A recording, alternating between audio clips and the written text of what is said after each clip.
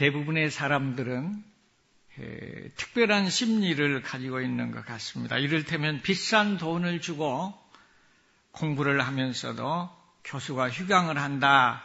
그러면 돈이 날아가는 걸 생각하지 않고 와! 하면서 좋아합니다. 쉰다고 논다고요. 그런데 더 놀라운 사실은 하나님께 예배를 드리는 생명의 시간에도 대부분의 사람들은 설교가 빨리 끝나기를 바랍니다. 반대로 목사는 준비할 때는 낑낑대면서 준비해도 설교 시간이 또 짧아서 또 시간이 너무 빨리 간다 이런 생각을 해봅니다. 그러나 오늘은 이 예배가 전하는 자와 듣는 자가 초대교회처럼 하나님의 임재가 있고 기쁨이 있고 시간이 초월되는 역사가 있기를 주님의 이름으로 축원합니다. 또 한 가지 이상심리는 시험에 합격을 하게 되면 승급이나 진급을 하고 보장과 혜택이 따르게 된 줄 알면서도 세상 모든 사람들은 시험 보는 것을 좋아하는 사람은 별로 없는 것 같습니다. 이것이 이상한 것입니다. 하기야 시험에는 성령님도 벌벌 떤다 하는 우스갯소리가 있습니다. 아마 이 얘기는 대부분의 사람들은 잘 모르지만은 우리 박 목사님은 웃으세요. 왜냐하면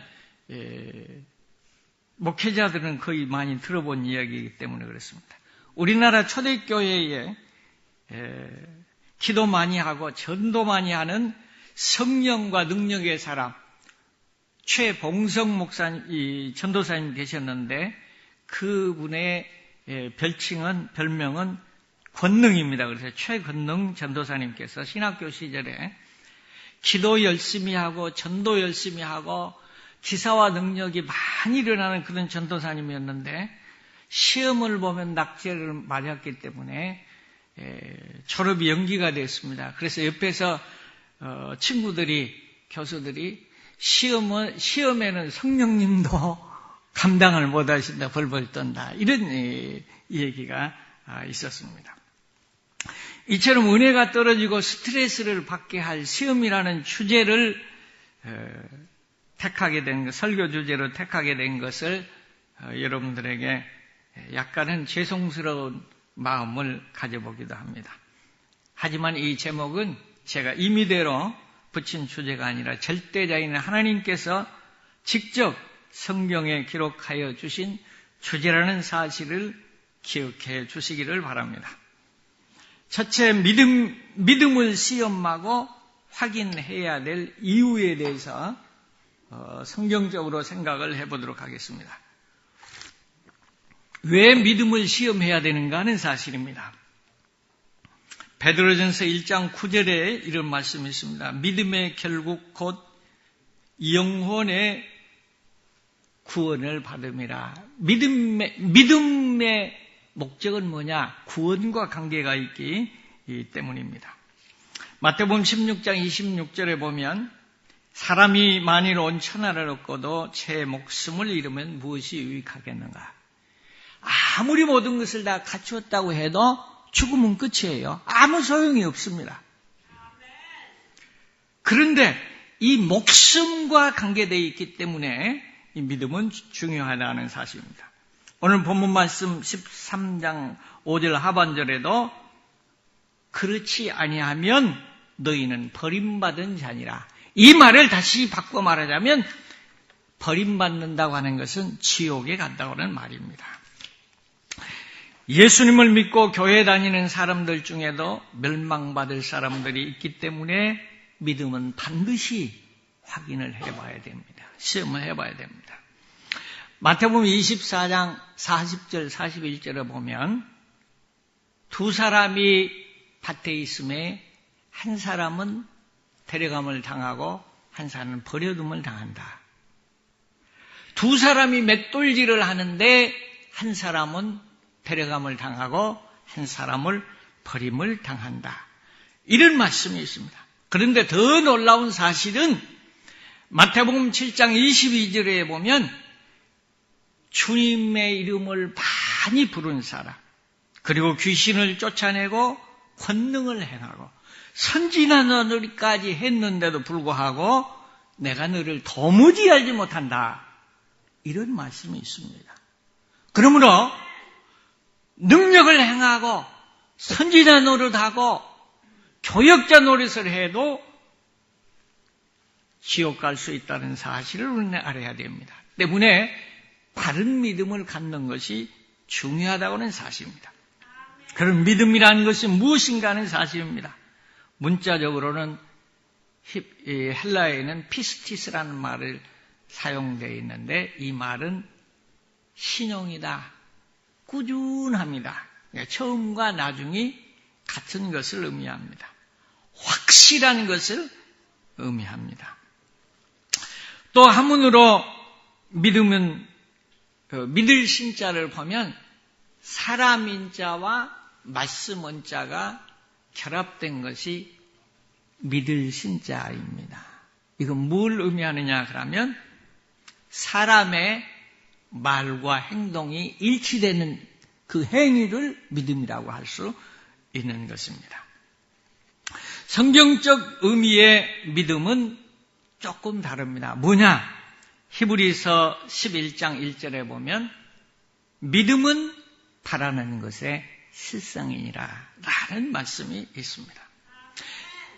믿음은 니꼬르 실상이다. 그러니까 믿음은 뭐냐? 그러면 믿음은 실상이다.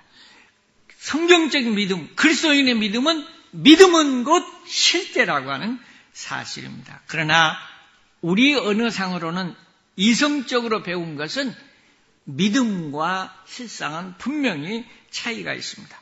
믿음은 보이지 않는 것이고 실상은 보이는 것입니다. 믿음은 가치를 부여할 수 있는 것이 아니지만 실상은 값을 부여할 수가 있습니다. 그러므로 이성적으로는 세상 지식으로는 믿음과 실상은 용어 자체도 다르고 뜻도 다르지만은 성경적으로는 믿음은 바라는 것의 실상이다. 믿음, 믿고로 실상 동일한 것입니다. 이를테면 예수님의 믿음은 뭐냐? 그런 물로 포도주를 만드는 것입니다. 물고기 2마리와 떡 5덩이로 5,000명을 먹이고도 남는 것입니다. 왜냐하면 예수님께서 생각하기 때문에 실상으로 나타난 것입니다. 그러나 우리에게는 좀 차이가 있습니다. 그럼에도 불구하고 나와 여러분도 물로 포도주 만들 수 있습니다. 물고기 2마리와 떡 5덩이로 5,000명을 먹이고도 남을 수 있습니다. 이렇게 이야기하면 믿음이 좋은 사람은 혹 아멘으로 받아들일 줄 모르지만은 대부분의 사람은 아닌데 속으로 할 수 있습니다. 제가 증명을 해보이도록 하겠습니다. 여러분, 누구든지 포도씨를 심어서 포도가 나서 또 자라서 열매가 맺습니다. 그러면 그거를 포도주 만듭니다. 할 수 있습니까? 없습니까? 다 할 수 있는 겁니다. 또 물고기 2마리와 떡 5덩이를 장사해서 5,000명 먹이고도 남을 수 있습니다. 할 수 있습니다. 그러면 이렇게 이야기하면 저건 논리적인 비약인데 목사는 마음대로 이 얘기해도 되는가? 이렇게 생각할 수 있습니다. 그러나 여러분 보십시오. 성경에 보면 사람은 누구 형상대로? 하나님의 형상대로 창조함을 받았습니다. 그러므로 사람만 이와 같은 능력이 있는 거예요. 소나 말이 돼지가 할 수 있습니까? 못합니다. 사람은 합니다. 그런데 예수님과 우리와 다른 점이 있습니다. 그건 뭐냐? 예수님은 시간과 공간을 초월해서 즉석에서 바로 만들 수 있습니다. 근데 우리는 시간과 공간과 환경과 여건에 따라서 바로 하지 못한 이것만 다루는 겁니다. 이를테면. 그런데 진짜 하나님이 역사하시면 믿음으로 바로 역사하고 이루어지는 것입니다. 그것을 기적이라고 하고 그것을 신체에 나타날 때 신유라고 하는 것입니다. 성경적인 믿음의 근원과 생성, 이와 같은 믿음은 그러면 어떻게 만들어지는가? 로마서 10장 17절에 보면 그러므로 믿음은 들음에서 나르며 들음은 그리스도의 말씀으로 말미암느니라. 그러니까 믿음은 어디에서 느냐? 하나님의 말씀으로, 그리스도의 말씀으로 생겨진 것입니다. 그러므로 파워에 꽂기만 하면 역사가 일어납니다. 우리의 기도 많이 하고 우리의 의롭기 때문에 이렇게 이성이 들어가면 기적은 나타나지 않습니다. 그러나 내 힘이 아니라 예수님의 능력이 연결될 때 그곳에 파워가 일어난 줄로 믿습니다. 믿음의 실상화 방법에 대해서 생각해 보겠습니다. 믿음을 실상화하기 위해서는 의심을 먼저 제거해야 됩니다. 왜냐하면 의심하고 기도한 것은 아무 소용이 없다고 성경은 말씀하고 있습니다. 그러므로 우리의 생각을 주님께 연결해야 됩니다. 요한복음 13장 2절은 마귀가 벌써 시온의 아들 가룟 유다의 마음에 예수를 풀려는 생각을 넣었다고 했습니다. 생각이 중요한 것입니다. 생각을 지배해야 됩니다. 하나님의 말씀에 집중하느냐 아니면 내 이성을 가지고 생각하느냐에 따라서 역사가 일어나느냐 안 일어나느냐가 판가름되는 것입니다. 잠언 4장 23절은 무릇 지킬 만한 것보다 더욱 내 마음을 지키라고 했습니다. 생명의 근원이 이에서 난다고 했습니다. 피조물인 사람이 이성적인 사고에 사로잡혀 있는 동안에는 결코 진리를 깨달을 수 없고 행할 수도 없습니다. 그러나 생각과 마음을 하나님의 말씀에 연결하여 가동시키게 되면 믿음의 역사, 즉 기사와 이적과 능력이 발생하게 됩니다. 다음으로 믿음을 실상화하기 위해서는 하나님의 말씀과 내 생각을 일치시켜야 됩니다. 히브리 4장 2절을 보면 그들과 같이 우리도 복음을 전함을 받은 자이나 들은 바 그 말씀이 그들에게 유익되지 못한 것은 듣는 자가 믿음과 결부시키지 아니함이라 그랬습니다. 그러나 오히려 이 성경, 개역 성경에 보면 개정보다도 더 실감이 납니다. 듣는 자가 믿음을 화합하지 아니합니다. 하나님의 말씀과 내 생각이 하나이 될 때 믿음의 기적이 일어나는 것입니다.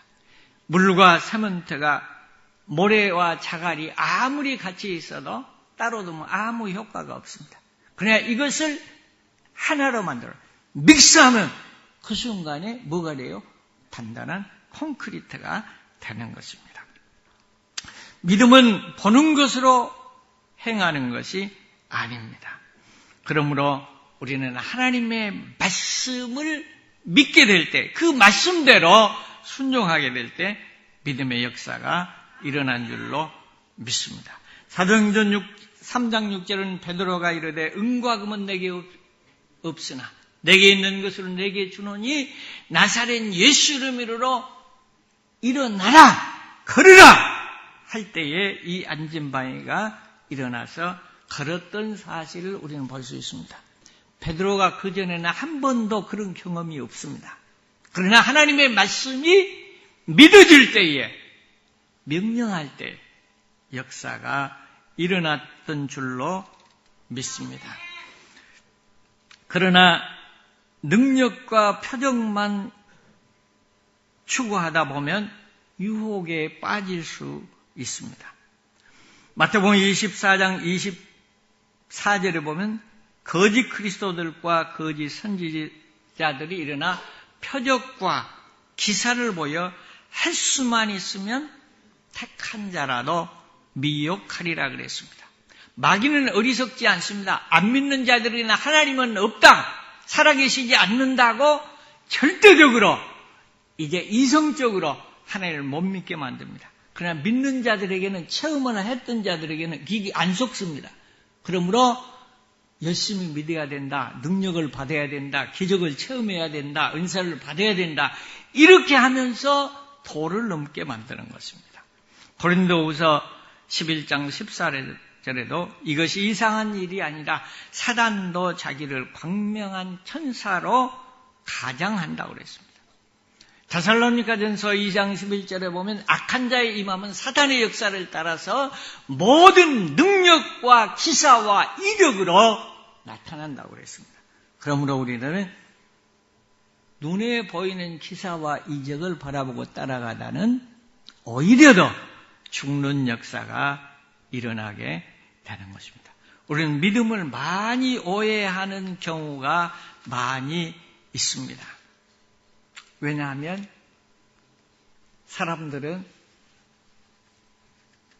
이성적인 사람들은 하나님을 못 믿습니다. 그러나 믿음이 있는 사람들은 어떠한 체험이나 어떠한 능력에 빠지기 쉽습니다. 그러나 하나님께서는 우리들에게 말씀하십니다.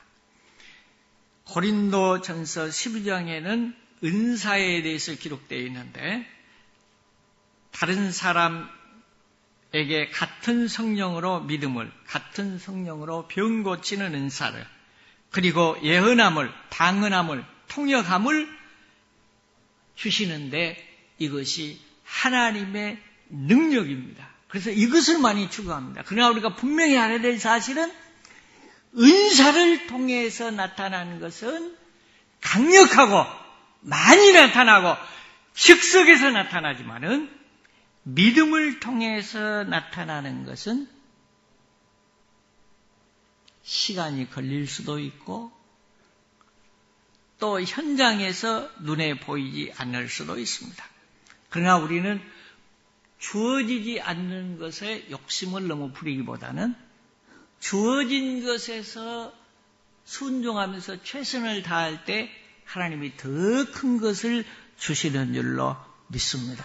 그래서 대부분의 사람들은 기적을 원하고 능력을 원하지만은 로마서 12장에 보면 은사는 각각 다르니 예언이면 믿음의 분수대로, 섬기는 일이면 섬기는 일로, 가르치는 자면 가르치는 일로, 위로하는 자는 위로하는 일로, 구제하는 자는 성실함으로, 다스리는 자는 부지런함으로, 긍휼을 베푸는 자는 즐거움으로.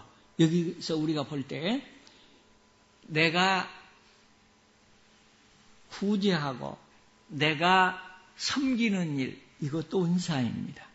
이런 일을 잘 행하게 될 때 하나님이 더 기뻐하시고 필요할 때 더 큰 다른 은혜와 은사도 주시는 줄로 믿습니다.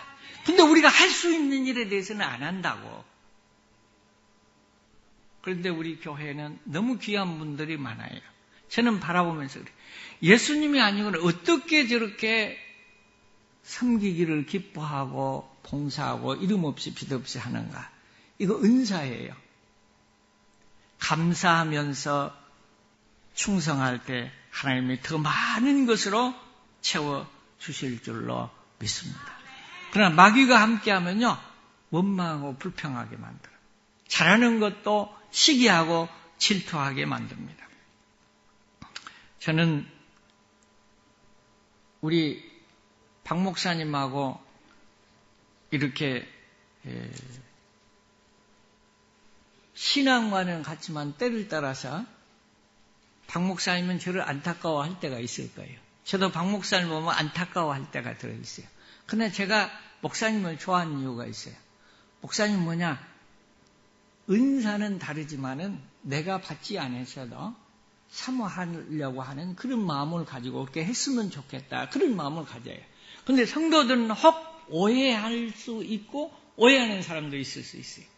제가 이 이카라에 가서 봤을 때도 저는 이를테면 목사님은 말씀 중심이다, 믿음 중심이다 이렇게 한다면 저는 사실은 말씀과 믿음이 따로 되어 있는 것은 아니지만은 은사에도 관심이 있고 그런 면에서 성장을 한 사람입니다. 이를테면. 그런데 저보다도 더 열심히 은사를 이야기하고 행할 때, 그렇다고 해서 능력이 나타나는 것도 아니지만 다 열심히 하고 복수도 하면서 이런 모습을 보면서 우리가 받은 은사가 각각 다르는데 내 것만 최고다, 잘한다, 이런 사람은 바른 믿음이 아니에요. 그러나 진실로 하나님 앞에 선 사람은 내 은사가 다르더라도 하나님이 역사하신다는 사실입니다. 언젠가도 제가 이 얘기했습니다마는 이병희 목사님이라고 하는 사람이 너무너무 훌륭한 목사입니다. 그때 휴스턴 한인교회 담임 목사를 하고 계시다가 나중에 미국에서 제일 큰 동양 선교교회에서도 시무를 했던 목사님인데 한국의 개척교회를 돕는 이 사역을 하시는데 한국에 와서 보니까 그분은 대접을 받지 않더라고요. 대부분 이렇게 도와준 사람들은 너무 귀하게 알게 대접하는데 이분은 전혀 대접받지 않으려고 그래요. 그리고 자기가 두려워하는 것이 뭐냐면 내가 하나님 앞에 두려워하는 것은 내가 도운 것이 아닙니다. 이것은 우리 교인들이 피와 땀과 정성을 들여서 하는 것이고 나는 전달하기만 한 사람입니다. 그렇기 때문에 여러분들이 저를 이렇게 위대하게 생각하고 잘하면 되지 않습니다. 그리고 냉정하는 모습을 보고 저분이 진짜 하나님의 사람이다 하는 것을 스스로 느낄 수 있었어요. 그런데 그분이 이 얘기가 무슨 이야기냐면 자기는요, 감리교회 목사님인데 자기는 하나님을 확실히 믿고 내세를 믿었지만은 은사에 대해서는 별로 신경을 쓰지 않았대요. 그런데 교인들이 너무너무 좋은데 좀 섭섭하고 기분 안 좋은 것은 예배 드리고 나서 오후에 권사님들이 모여가지고 기도를 한다는 거예요. 그래서 그것이 기분이 좀 안 좋았다. 왜냐하면 나는 내가 생각할 때 설교를 잘하는 사람인데 또 큰 교회 이렇게 다니는 사람인데 초청받아 다니는 사람인데 내 설교가 부족해서 오후에 또 모여서 따로 기도하는 것이냐 이렇게 생각해서 기분이 좀 안 좋았다 이렇게 이야기를 하셨습니다. 그러나 나중에 알고 보니까 자기가 은혜를 받고 은사를 받고 이렇게 하다 보니까 그 권사님들이 얼마나 귀한 분이라는 것을 자기 깨달았다는 거예요. 왜? 다른 분 바로 된 믿음이 아니라고 하면 우리 목사님은 은사가 없어. 우리 목사님은 능력이 없어. 그러니까 인정을 하지 않아. 이렇게 생각할 수 있는데 성경대로 그 권사님들이 믿음을 가져. 왜? 믿음의 은사가 있고 또 신유의 은사가 있고 예언의 은사가 있고 가르치는 은사가 있는데 우리 목사님은 믿음의 은사와 가르치는 은사가 있지만은 일반적인 신유의 은사 이런 것이 약하지만은 그러나 은사가 각각 다르는데 이렇게 생각하고 목사님을 위해서 그렇게 기도했는데 자기가 체험을 하고 보니까 내가 나된 것은 내가 아니고 그 성도들이었다고 하는 사실, 권사님이었다고 하는 고백을 하는 것을 들어봤습니다. 우리는 하나님이 주신 은혜와 은사도 중요하지만 더 중요한 것은 하나님의 말씀인 줄로 믿습니다. 하나님의 말씀으로 구분되지 아니하면 우리는 바른 믿음을 가질 수 없고 바른 신앙을 가질 수가 없습니다. 다음으로 믿음의 실상을 하나님의 말씀으로 정확하게 진단하는 방법을 살펴보도록 하겠습니다. 고린도후서 13장 11절에 보면 이거 다 읽기 시간이 짧기 때문에 이 말씀 속에 보면 기뻐하라 사랑과 평강의 하나님이라는 말씀이 있습니다. 그러니까 여러분들이 생각할 때 내가 지금 성도님과 동행하는 믿음 속에 있는가 그러지 않는가 하는 것을 판단해 보는 방법은 내 마음속에 기쁨이 있는가 내 마음속에 사랑과 평강이 있는가 이걸 생각해 보세요. 기쁨과 사랑과 평강이 있으면 성령님과 동행하며 성령님이 지시한 일을 하고 있는 거예요. 그런데 만약에 불안하고 초조하고 원망하고 미웃고 증오스럽고 이런 것들이 들어있다고 하면 지금 누가 지배합니까? 마귀가 지배하는 것입니다. 그러니까 하나님의 말씀으로 내 믿음을 점검하는 방법은 간단해요. 기쁨이 있는가? 사랑이 있는가? 평강이 있는가? 이걸 보면 압니다. 그 불안하고 초조하고 미웃고 이렇게 되면 마귀가 지배하는 것입니다. 요한일서 4장 7절 8절에 사랑하는 자들아 우리가 서로 사랑하자. 사랑은 하나님께 속한 것이니 사랑 속에 있다 그러면 성령 안에 거한 것이고 하나님께 속한 것입니다. 사랑하는 자마다 하나님께로서부터 나서 하나님을 알고 사랑하고 있다는 것은 하나님께 속해서 하나님 속에 있다는 것입니다. 그러나 반대로 사랑하지 아니한 자는 하나님을 알지 못하고 하나님과 관계가 없는 위치에 있다는 사실을 성경은 기록하고 있습니다. 반면에 마귀는 예수 믿는 성도가 은혜 받는 것과 잘 되는 것을 아주 싫어합니다. 마귀는 사람을 미워하게 하고 상처를 주고 그 상처에 바이러스처럼 들러붙어서 사람의 심령을 병들게 하고 멸망케 합니다.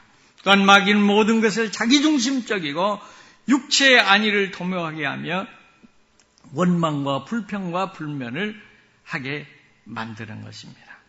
그러므로 우리는 그러면 어떻게 문제를 해결하느냐?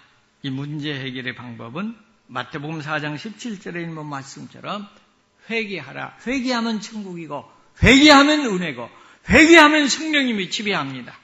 그러나 회개하지 아니할 때 문제가 발생합니다. 회개의 열매는 사랑으로 나타납니다. 내가 죽으면 모든 문제는 해결됩니다. 그러나 내가 살아있는 한 예수님은 성령님은 역사하실 수가 없습니다. 마지막 한 분을 소개하고 말씀을 마치도록 하겠습니다. 대학생 때부터서 선교의 소명을 받고 결혼도 동일한 소명과 비전을 가진 청년과 결혼했습니다. 12년 동안 선교 훈련과 교육도 받고 시리아로 선교사로 파송을 받았습니다. 그러나 사회주의 국가요 이슬람 국가인 시리아에서 선교 활동을 한다는 것은 보통 어려운 일이 아니었습니다. 전도지를 주거나 성경책만 주어도 발각되면 감옥에 들어가고 비밀 경창들이 곳곳에서 이제 배치되어 감시를 하는 상황 속에서 4년 동안 무척 힘들게 생활을 했지만은 그것보다도 더 어려운 것은 눈에 보이는 열매가 없었다는 점입니다. 그러던 중 4년 만에 한국을 방문했습니다. 건강검진을 받는 결과는 갑상선 암의 판결을 받았고 오후에 딸이 이제 지적장애 판정을 받았습니다. 청천 하늘의 날벼락이라는 말이 이런 데서 생긴 것 같습니다. 어려운 여건 속에서 암을 수술하고 독한 약을 먹고 있는 중에 임신 사고율이라는 사실까지 발견하게 되었습니다.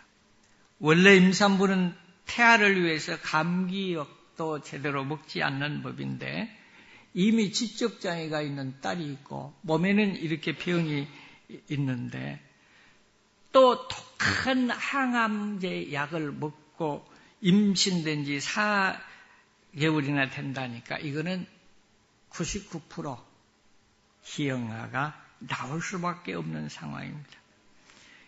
여기에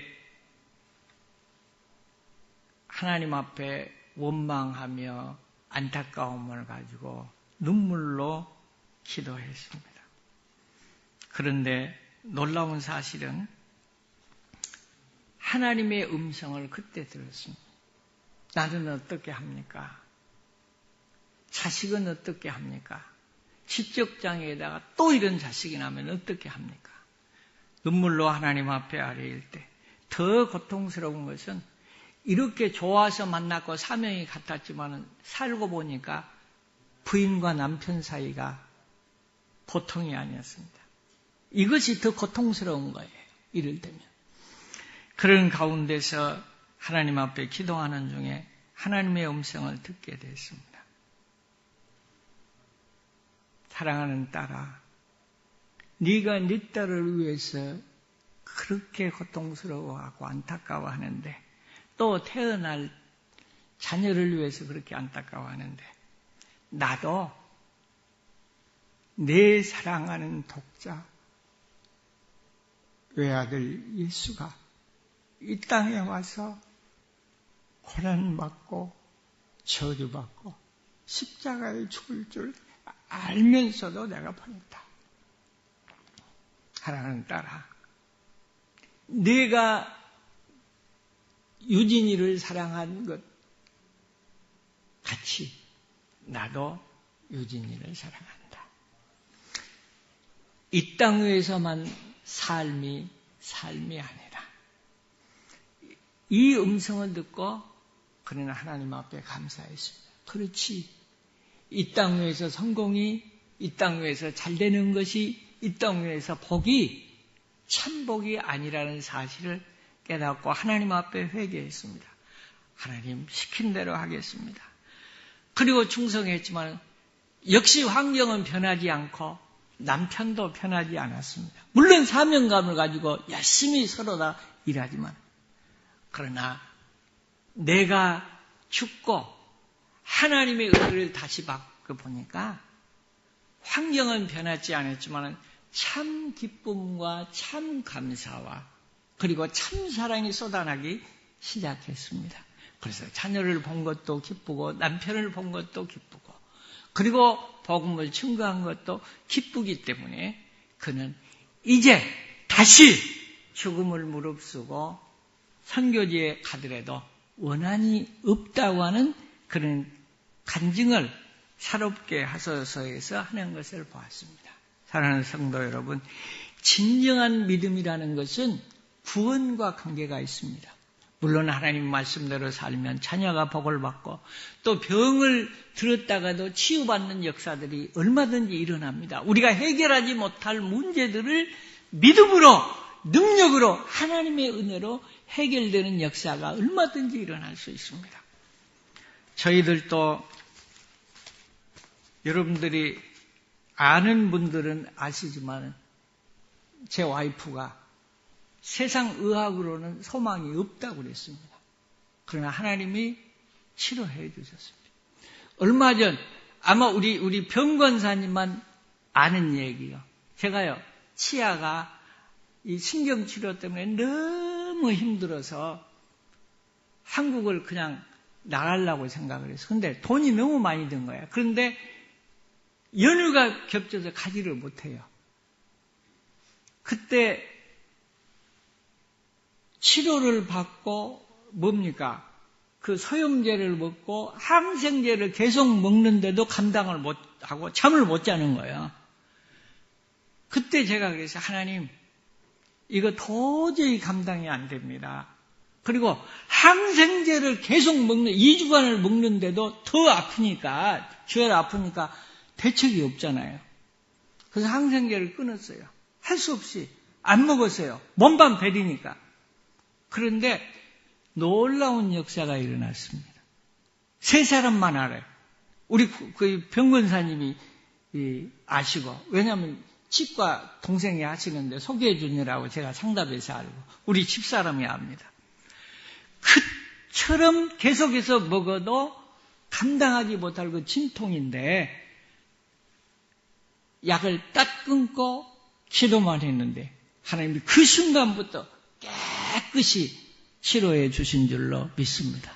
이와 같은 역사가 때를 따라서 우리들에게 주시지만은 이것이 다가 아니라는 사실입니다. 진실한 믿음은 구원받는 믿음인 줄로 믿습니다. 천국 가는 믿음인 줄로 믿습니다. 여러분들이 마음속에 늘 생각할 때 사람에게 은사를 측정받으려고 하지 말고 말씀으로 내 마음이 편안하고 기쁨이 있고 어떤 고난 속에서도 사랑이 있고 기쁨이 있으면 지금 성령님과 동행하는 것이고, 불안과 초조가 있고 미움이 있고 또 원망이 있으면 이거는 마귀가 함께한다는 사실을 여러분들이 진단하시기를 주님의 이름으로 부탁을 드립니다. 기도드리겠습니다.